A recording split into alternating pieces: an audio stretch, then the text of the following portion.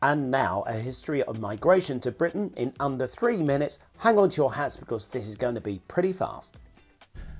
At the end of the last ice age, around 16,000 years ago, Britain was still connected to Europe by the land bridge Doggerland before it was washed away by melting glaciers.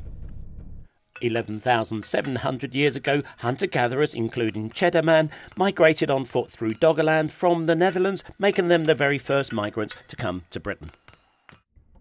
Roughly 6,000 years ago, farming communities spread from Turkey and the Mediterranean across Central Europe and ultimately crossed the Channel to Britain, bringing with them new technologies that marked the beginning of the Neolithic or New Stone Age.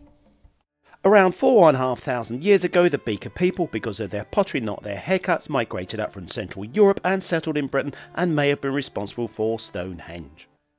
The Beaker people were followed by the Celts, who had migrated from Germany around 1200 BC. The Romans conquered Britain in 43 AD, took over, built roads, cities, temples and communal baths, but then got cold, wet and bored and went home to defend Rome in 410 AD.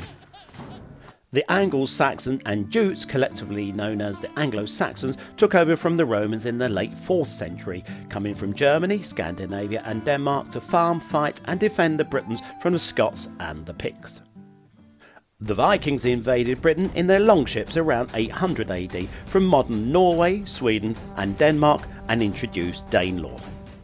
William the Conqueror and the Normans came over from France in 1066, defeating Harold at the Battle of Hastings, changing the course of English history and making our language half French. London became an international trade and cultural centre in medieval times, and Britain built an empire trading in goods such as tobacco, sugar, cotton and spices, and became the banker for the rest of the world.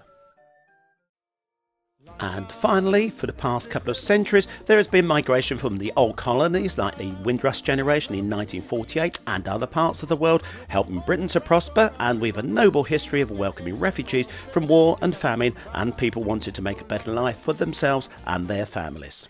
So I hope that helps you in any future conversations that you have about migration. Don't forget, you can always say, "Did you know that migration to Britain began nearly 12,000 years ago?"